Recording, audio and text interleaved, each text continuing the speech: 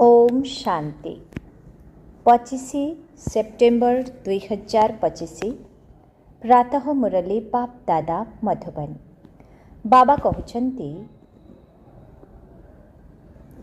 मीठे बच्चे यही ड्रामार खेल एक्यूरेट अर्थात सठिक भावरे चली जार जो अभिनय जो समय करिबा दरकार ताहा ही पुनरावृत्ति हेउछि।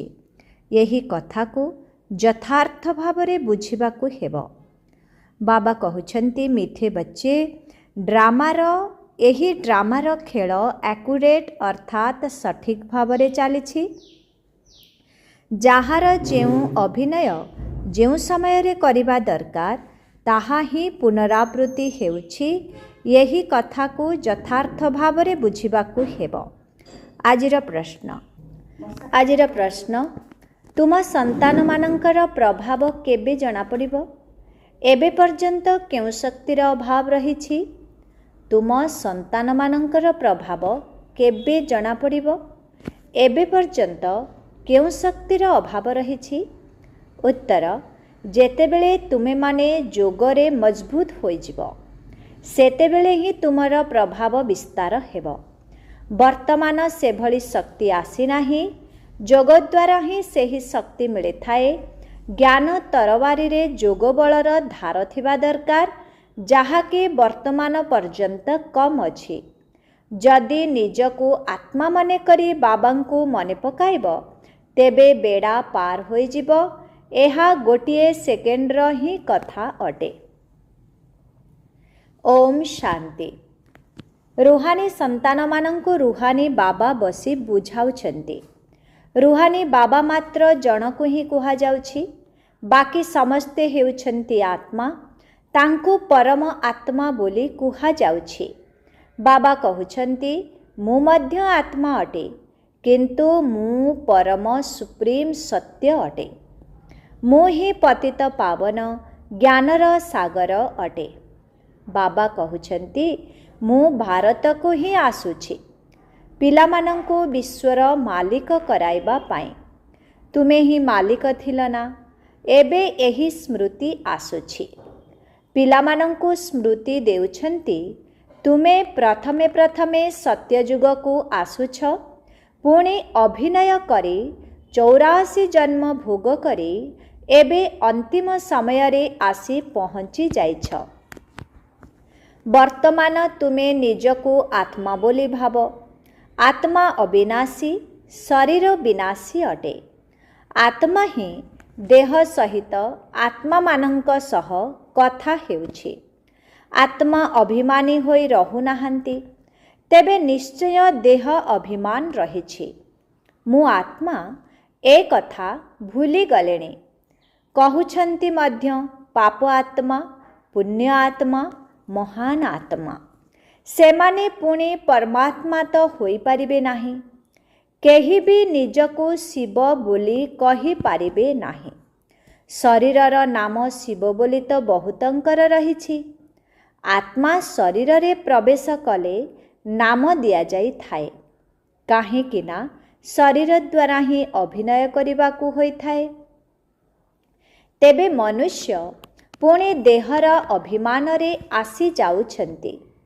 कहउछन्ति मु अमुक अटे। वर्तमान बुझुछन्ति हाँ मु आत्मा अटे। मु 84 जन्मर अभिनय करिछि। एबे मु आत्मा को जानी गलिनी। मु आत्मा सतो प्रधान थिली पुणे एबे तमो प्रधान होई जाइछि। बाबा सेतेबेले आसुछन्ति जेतेबेले सबु आत्मा मानंक उपरे पापर कलंक लागी जाइछि। सुनारे जेपरी खाद मिसी थाए ना।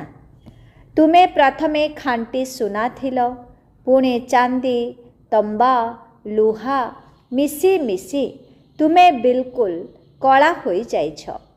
यही कथा आउ केही बुझाई पारिबे नाही। आत्मा निर्लेप बोली समस्ते कहि देउछन्ति। खाद किपरि पड़ुछि ए कथा मध्य पिलामानंकु बाबा बुझाउछन्ति। बाबा कहउछन्ति मु भारत रे ही आसी थाए ଯେତେବେଳେ ସମସ୍ତେ ବିଲକୁଲ ତମୋ ପ୍ରଧାନ ହୋଇଯାଇଛନ୍ତି, ସେତେବେଳେ ମୁଁ ଆସୁଛି। ନିର୍ଦ୍ଦିଷ୍ଟ ସମୟରେ ଆସୁଛି।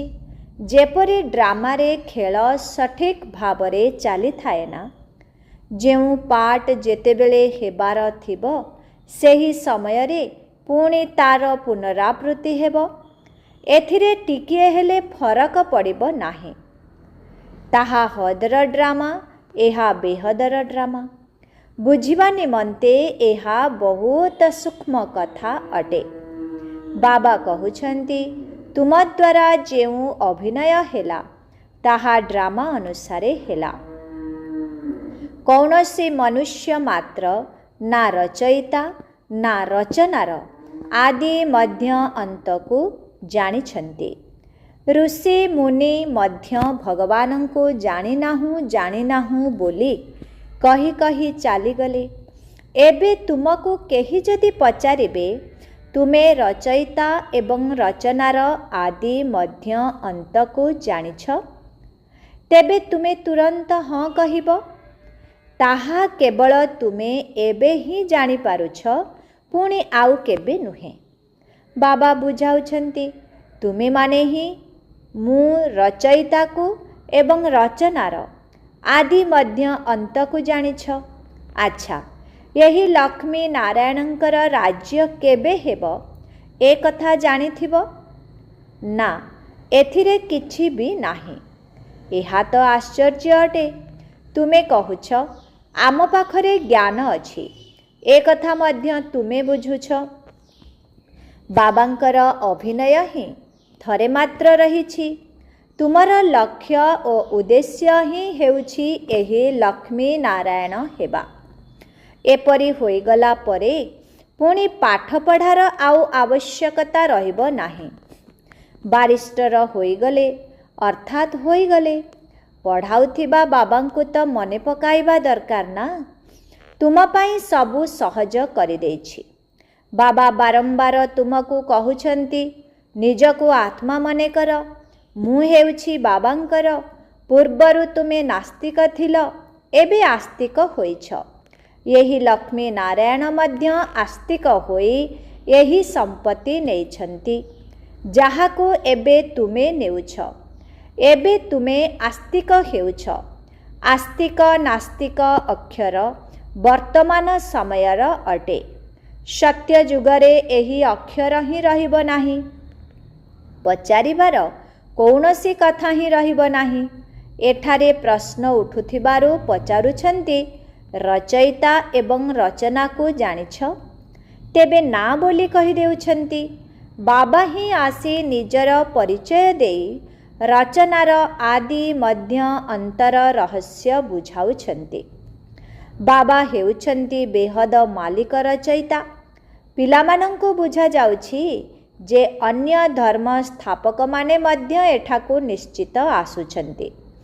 ତୁମକୁ ସାକ୍ଷାତକାର କରାଇଥିଲି। ଇବ୍ରାହିମ, ଖ୍ରୀଷ୍ଟ ଆଦି କିପରି ଆସୁଛନ୍ତି? ଶେଷ ସମୟରେ ଯେତେବେଳେ ବାବାଙ୍କର ପ୍ରତ୍ୟକ୍ଷତା ହେବ, ସେତେବେଳେ ସେମାନେ ଆସିବେ। ବାବା କହୁଛନ୍ତି, ପିଲାମାନେ ଦେହ ସହିତ ଦେହର ସବୁ ଧର୍ମକୁ ତ୍ୟାଗ କରି ମୋତେ ମନେ ପକାଅ। ଏବେ ତୁମେ ସମ୍ମୁଖରେ ବସିଛ। ନିଜକୁ ଦେହ ନୁହେଁ ଆତ୍ମା ବୋଲି ଭାବ। ନିଜକୁ ଆତ୍ମା ମନେ କରି ବାବାଙ୍କୁ ମନେ ପକାଇଲେ ବେଡ଼ା ପାରି ହୋଇଯିବ। ଏହା ଗୋଟିଏ ସେକେଣ୍ଡର କଥା। ମୁକ୍ତି ପ୍ରାପ୍ତ କରିବା ପାଇଁ ହିଁ ଅଧାକଳ୍ପ ଭକ୍ତି କରୁଛନ୍ତି, କିନ୍ତୁ କୌଣସି ଆତ୍ମା ଫେରି ଯାଇପାରିବେ ନାହିଁ। 5000 ବର୍ଷ ପୂର୍ବରୁ ମଧ୍ୟ ବାବା ଏହା ବୁଝାଇଥିଲେ, ଏବେ ମଧ୍ୟ ବୁଝାଉଛନ୍ତି। ଶ୍ରୀକୃଷ୍ଣ ଏହି କଥା ବୁଝାଇ ପାରିବେ ନାହିଁ। ତାଙ୍କୁ ପିତା ବୋଲି ମଧ୍ୟ କୁହାଯିବ ନାହିଁ। ପିତା ହେଉଛନ୍ତି ଲୌକିକ, ଅଲୌକିକ ଏବଂ ପାରଲୌକିକ। ହଦ୍ର ବାପ ଲୌକିକ ଅଟନ୍ତି।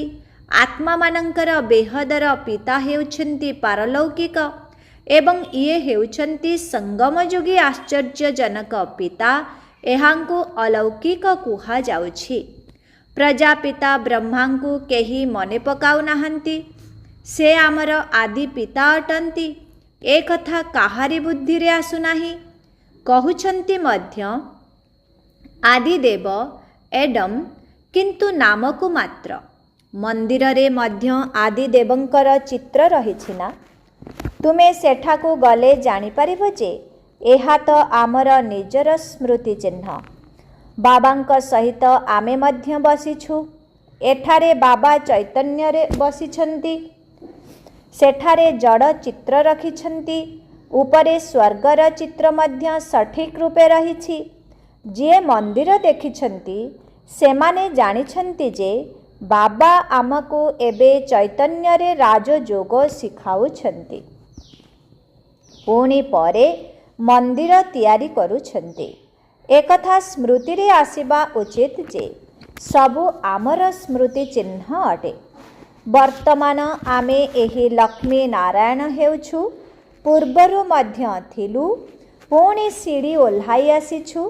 ଏବେ ପୁଣି ଆମେ ଘରକୁ ଯାଇ ରାମରାଜ୍ୟରେ ଆସିବୁ। ତାପରେ ପଛକୁ ରାବଣ ରାଜ୍ୟକୁ ଆସିଥାଉ। ପୁଣି ଆମେ ବାମ ମାର୍ଗକୁ ଚାଲିଯାଉ।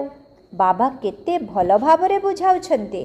ବର୍ତ୍ତମାନ ସମୟରେ ସମସ୍ତ ମନୁଷ୍ୟ ମାତ୍ରକେ ପତିତ ଅଟନ୍ତି।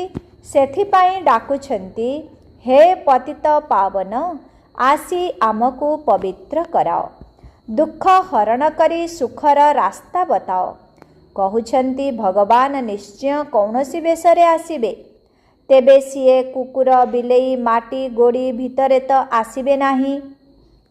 ଗାୟନ ରହିଛି, ଭାଗ୍ୟଶାଳୀ ରଥରେ ଆସୁଛନ୍ତି। ବାବା ନିଜେ କହୁଛନ୍ତି, ମୁଁ ଏହି ସାଧାରଣ ରଥରେ ପ୍ରବେଶ କରୁଛି। ଇଏ ନିଜର ଜନ୍ମକୁ ଜାଣିନାହାନ୍ତି। ତୁମେ ଏବେ ଜାଣୁଛ। ଏହାଙ୍କର ବହୁତ ଜନ୍ମର ଅନ୍ତରେ ଯେତେବେଳେ ବାନପ୍ରସ୍ଥ ଅବସ୍ଥା ହେଉଛି ସେତେବେଳେ ଯାଇ ମୁଁ ପ୍ରବେଶ କରୁଛି। ଭକ୍ତି ମାର୍ଗରେ ପାଣ୍ଡବମାନଙ୍କର ବହୁତ ବଡ଼ ବଡ଼ ଚିତ୍ର ତିଆରି କରିଛନ୍ତି। ରେଙ୍ଗୁନରେ ବୁଦ୍ଧଙ୍କର ମଧ୍ୟ ବହୁତ ବଡ଼ ଚିତ୍ର ରହିଛି। କୌଣସି ମନୁଷ୍ୟ ଏତେ ବଡ଼ ହୋଇନଥାନ୍ତି। ପିଲାମାନଙ୍କୁ ତ ଏବେ ହସ ଲାଗୁଥିବ। ରାବଣର ଚିତ୍ର କିପରି ତିଆରି କରିଛନ୍ତି। ଦିନକୁ ଦିନ ବଡ଼ କରି ଚାଲିଛନ୍ତି। ସେ କିଏ ଯାହାକୁ ପ୍ରତ୍ୟେକ ବର୍ଷ ଜଳାଉଛନ୍ତି? ନିଶ୍ଚିତ ଏପରି କେହି ଶତ୍ରୁ ଥିବେ। ଶତ୍ରୁର ଚିତ୍ର ତିଆରି କରି ଜଳାଇଥାନ୍ତି। ଆଚ୍ଛା, ରାବଣ କିଏ? କେବେ ଶତ୍ରୁ ହେଲା ଯାହାକୁ ପ୍ରତ୍ୟେକ ବର୍ଷ ଜଳାଇ ଆସୁଛନ୍ତି? ଏହି ଶତ୍ରୁ ବିଷୟରେ କାହାକୁ ହେଲେ ବି ଜଣା ନାହିଁ। ଏହାର ଅର୍ଥ ବିଲକୁଲ କେହି ଜାଣିନାହାନ୍ତି। ବାବା ବୁଝାଉଛନ୍ତି, ସେମାନେ ହେଲେ ରାବଣ ସମ୍ପ୍ରଦାୟ। ତୁମେ ହେଉଛ ରାମ ସମ୍ପ୍ରଦାୟ। ଏବେ ବାବା କହୁଛନ୍ତି, ସାଂସାରିକ କାର୍ଯ୍ୟ ବ୍ୟବହାରରେ ରହି କମଳ ପୁଷ୍ପ ସମାନ ହୁଅ ଏବଂ ମୋତେ ମନେ ପକାଅ। କହୁଛନ୍ତି ବାବା, ହଂସ ବଗ ଏକତ୍ର କିପରି ରହିପାରିବେ? ଖିଟପିଟ ହେଉଛି। ତାହା ତ ନିଶ୍ଚୟ ହେବ। ସହନ କରିବାକୁ ହିଁ ପଡ଼ିବ। ଏଥିରେ ବହୁତ ବଡ଼ ଯୁକ୍ତି ମଧ୍ୟ ରହିଛି। ବାବା ଚତୁର ଚିତ୍ତ ବିନୋଦକ ଅଟନ୍ତି। ବାବା ଚତୁର ଚିତ୍ତ ବିନୋଦକ ଅଟନ୍ତି। ସମସ୍ତେ ତାଙ୍କୁ ମନେ ପକାଉଛନ୍ତି ନା, ହେ ଭଗବାନ, ଦୁଃଖ ହରଣ କର, ଦୟା କର, ମୁକ୍ତ କର। ସେହି ମୁକ୍ତିଦାତା ବାବା ସମସ୍ତଙ୍କର ଜଣେ ହିଁ ଅଟନ୍ତି। ତୁମ ପାଖକୁ କେହି ବି ଆସିଲେ ତାଙ୍କୁ ଅଲଗା ଅଲଗା ଭାବରେ ବୁଝାଅ। କରାଚିରେ ଜଣ ଜଣକୁ ଅଲଗା ଅଲଗା ବସି ବୁଝାଉଥିଲେ। ତୁମେ ସନ୍ତାନମାନେ ଯେତେବେଳେ ଯୋଗରେ ମଜବୁତ ହୋଇଯିବ ସେତେବେଳେ ତୁମର ପ୍ରଭାବ ବାହାରିବ। ଏବେ ସେହି ଶକ୍ତି ନାହିଁ। ଯୋଗ ଦ୍ୱାରା ଶକ୍ତି ମିଳିଥାଏ। ପାଠପଢ଼ା ଦ୍ୱାରା ଶକ୍ତି ମିଳେ ନାହିଁ। ଜ୍ଞାନ ତରବାରୀ ଅଟେ। ସେଥିରେ ଯୋଗର ବଳ ଭରିବାକୁ ହେବ। ବର୍ତ୍ତମାନ ସେହି ଶକ୍ତି କମ୍ ଅଛି। ବାବା ପ୍ରତ୍ୟହ କହୁଛନ୍ତି, ପିଲାମାନେ, ଯୋଗର ଯାତ୍ରାରେ ରହିଲେ ତୁମକୁ ଶକ୍ତି ମିଳିବ। ପାଠପଢ଼ାରେ ଏତେ ଶକ୍ତି ନାହିଁ। ଯୋଗ ଦ୍ୱାରା ତୁମେ ସାରା ବିଶ୍ୱର ମାଲିକ ହେଉଛ। ତୁମେ ସବୁକିଛି ନିଜ ପାଇଁ ହିଁ କରୁଛ। ବହୁତ ଆସିଥିଲେ ପୁଣି ଚାଲିଗଲେ। ମାୟା ମଧ୍ୟ ବଳବାନ ଅଟେ। ଅନେକ ଆସୁନାହାନ୍ତି। କହୁଛନ୍ତି ଜ୍ଞାନ ବହୁତ ଭଲ, ଖୁସି ମଧ୍ୟ ହେଉଛନ୍ତି। ବାହାରକୁ ଗଲେ ଜ୍ଞାନ ଖଲାସ। ମାୟା ଟିକିଏ ସମୟ ବି ଜ୍ଞାନ ଚିନ୍ତନରେ ରହିବାକୁ ଦେଉନାହିଁ। କେତେକ ବହୁତ ଖୁସି ହେଉଛନ୍ତି, ଓହୋ ଏବେ ବାବା ଆସିଛନ୍ତି, ଆମେ ତ ନିଜର ସୁଖଧାମକୁ ଯିବୁ। ବାବା କହୁଛନ୍ତି, ଏବେ ସମ୍ପୂର୍ଣ୍ଣ ରାଜଧାନୀ ସ୍ଥାପନ ହୋଇନାହିଁ। ତୁମେ ବର୍ତ୍ତମାନ ଈଶ୍ୱରୀୟ ସନ୍ତାନ ହୋଇଛ, ପୁଣି ଦେବତା ହେବ। ଡିଗ୍ରୀ କମ୍ ହୋଇଗଲା ନା? ମିଟରର ପଏଣ୍ଟ ରହିଥାଏ, ଏତେ ପଏଣ୍ଟ କମ୍। ତୁମେ ଏବେ ଏକଦମ ଉଚ୍ଚ ହେଉଛ, ପୁଣି କମ୍ ହୋଇ ହୋଇ ତଳକୁ ଖସି ଆସିଯାଅ। ସିଡ଼ି ତଳକୁ ଓହ୍ଲାଇବାକୁ ହିଁ ପଡ଼ିବ। ଏବେ ତୁମ ବୁଦ୍ଧିରେ ସିଡ଼ିର ଜ୍ଞାନ ରହିଛି। ଆରୋହଣ କଳାରେ ସମସ୍ତଙ୍କର ମଙ୍ଗଳ ହୋଇଥାଏ, ପୁଣି ଧୀରେ ଧୀରେ ଅବତରଣ କଳା ହୋଇଥାଏ। ଆରମ୍ଭରୁ ଅନ୍ତ ପର୍ଯ୍ୟନ୍ତ ଏହି ଚକ୍ରକୁ ଭଲ ଭାବରେ ବୁଝିବାକୁ ହେବ। ବର୍ତ୍ତମାନ ତୁମର ଆରୋହଣ କଳା ହେଉଛି, କାହିଁକି ନା ସାଥିରେ ବାବା ଅଛନ୍ତି ନା। ଈଶ୍ୱର ଯାହାଙ୍କୁ ମନୁଷ୍ୟ ସର୍ବବ୍ୟାପୀ ବୋଲି କହିଦେଉଛନ୍ତି, ସେହି ବାବା ମିଠା ମିଠା ସନ୍ତାନ ବୋଲି କହୁଛନ୍ତି ଏବଂ ପିଲାମାନେ ପୁଣି ବାବା ବାବା ବୋଲି କହି ଚାଲିଛନ୍ତି। ବାବା ଆମକୁ ପଢ଼ାଇବାକୁ ଆସୁଛନ୍ତି। ଆତ୍ମା ତାଙ୍କ ନିକଟରେ ପଢ଼ୁଛି। ଆତ୍ମା ହିଁ କର୍ମ କରୁଛି। ମୁଁ ଆତ୍ମା ଶାନ୍ତ ସ୍ୱରୂପ ଅଟେ, ଏହି ଶରୀର ଦ୍ୱାରା କର୍ମ କରୁଛି। ଦୁଃଖ ହେଲେ ଅଶାନ୍ତ ଶବ୍ଦ କୁହାଯାଏ, ବାକି ଶାନ୍ତି ତ ହେଉଛି ଆତ୍ମାର ସ୍ୱଧର୍ମ। ବହୁତ କହୁଛନ୍ତି ମନକୁ ଶାନ୍ତି ମିଳୁ। ଆରେ ଆତ୍ମା ତ ସ୍ୱୟଂ ଶାନ୍ତ ସ୍ୱରୂପ ଅଟେ। ତାର ଘର ହିଁ ହେଉଛି ଶାନ୍ତିଧାମ। ତୁମେ ନିଜକୁ ଭୁଲି ଯାଇଛ। ତୁମେ ତ ଶାନ୍ତିଧାମର ନିବାସୀ ଥିଲ, ସେହିଠାରେ ହିଁ ଶାନ୍ତି ମିଳିବ। ଆଜିକାଲି କହୁଛନ୍ତି ଏକ ରାଜ୍ୟ, ଏକ ଧର୍ମ, ଏକ ଭାଷା ହେଉ, ଏକ ଜାତି, ଏକ ଧର୍ମ, ଏକ ଭଗବାନ। ବର୍ତ୍ତମାନ ସରକାର ମଧ୍ୟ ଲେଖୁଛି ଭଗବାନ ଜଣେ, ପୁଣି ସର୍ବବ୍ୟାପୀ ବୋଲି କାହିଁକି କହୁଛନ୍ତି? ଭଗବାନ ଜଣେ ବୋଲି ତ କେହି ମାନୁନାହାନ୍ତି। ତେଣୁ ଏବେ ତୁମକୁ ପୁଣି ଥରେ ଏହା ଲେଖିବାକୁ ହେବ।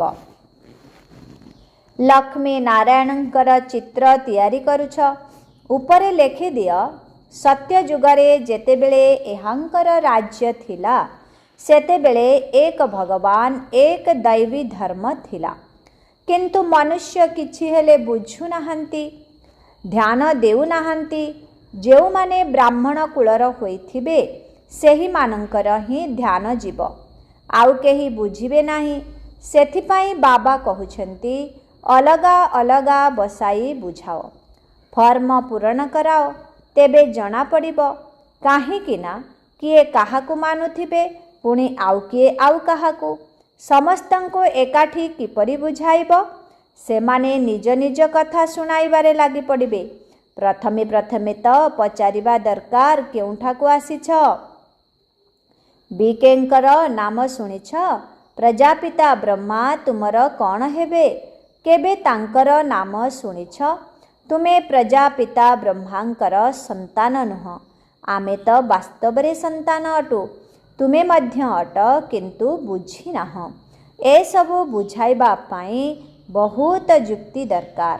ଆଚ୍ଛା, ମିଠେ ମିଠେ ଶିଖିଲ ଦେ ସନ୍ତାନମାନଙ୍କ ପ୍ରତି ମାତ ପିତା ବାପ ଦାଦାଙ୍କର ମଧୁର ସ୍ନେହ ସମ୍ପନ୍ନ ଶୁଭେଚ୍ଛା ଏବଂ ସୁପ୍ରଭାତ। ଆତ୍ମିକ ପିତାଙ୍କର ଆତ୍ମିକ ସନ୍ତାନମାନଙ୍କୁ ନମସ୍ତେ। ଆତ୍ମିକ ସନ୍ତାନମାନଙ୍କର ଆତ୍ମିକ ପିତାଙ୍କୁ ଓମ୍ ଶାନ୍ତି, ଗୁଡ୍ ମର୍ଣ୍ଣିଂ, ନମସ୍ତେ ନମସ୍ତେ ନମସ୍ତେ ନମସ୍ତେ ନମସ୍ତେ। शुक्रिया बाबा, शुक्रिया। ओम शांति। धारणा पाई मुख्य सार 1 नंबर, मंदिर गुड़ी को देखिले सर्वदा यही स्मृति आसु जे ए सबु आम मानकर ही स्मृति चिन्ह अटे। एबे आमे एही भली लक्ष्मी नारायण हेउछु। 2 नंबर, सांसारिक कार्य व्यवहार रे रही कमल पुष्प समान होई रहिबाकु हेबो। जदि हंस एवं बग एकाठी रहुछ, तेबे बहुत जुक्तिर सहित चालिबाकु हेबो, सहन मध्य करिबाकु पड़िबो। आजिर वरदान, एकता एवं संतुष्टतार सर्टिफिकेट द्वारा सेवा क्षेत्र रे सर्वदा सफलता मूरत भव। एकता एवं संतुष्टतार सर्टिफिकेट द्वारा सेवा क्षेत्र रे सर्वदा सफलता मूरत भव। सेवा क्षेत्र रे सफलता मूरत हेबा पाई दुईटी कथा को ध्यान रे रखिबा को हेबो। गोटिए हेला संस्कार को मिसाई चलिबार एकता एवं द्वितीयटी हेला निजे मध्य सर्वदा संतुष्ट रुह एवं अन्य मानंकु मध्य संतुष्ट कर। सर्वदा परस्पर भितरे स्नेहर भावना रे श्रेष्ठतार भावना रे संपर्क रे आस, ताहा हेले यही दुईटी जाक सर्टिफिकेट मिले जिवो। तापरे तुमर वास्तविक जीवन बाबांकर चेहरार दर्पण होई जिवो, जेउथिरे बाबा जिए अटंती जेपरी अटंती सेही परी देखा जिवे। आजिर स्लोगन, आत्मिक स्थिति रे स्थित होई जदि अनेक आत्मा को जीवदान देव तेबे आशीर्वाद मिलिब। आत्मिक स्थिति रे स्थित होई जदि अनेक आत्मा को जीवदान देव तेबे आशीर्वाद मिलिब। अव्यक्त इशारा, एबे लगनर अग्नि को प्रज्वलित करी जोग को ज्वाला रूप कर। लगनर अग्नि को प्रज्वलित करी जोग को ज्वाला रूप कर। जेपरी कौनसी वस्तु को अग्नि रे पकाई देले तार नाम रूप गुण सबकिछि बदली जाई थाए, सेहीपरि तुमे माने जेतेबेले बाबांकर जोगर लगनर अग्नि रे पड़ुछ सेतेबेले परिवर्तन होई जाउछ बा मनुष्यरु ब्राह्मण एवं ब्राह्मणरु फरिस्ता तथा देवता होई जाउछ। तेबे लगन अग्नि रे एभली परिवर्तन होई जाउछि जाहाकि कौनसी प्रकारर मोर पणिया रहुनाही, सेथिपाई जोग को ही ज्वाला रूप कुहा जाउछि। अच्छा, ओम शांति।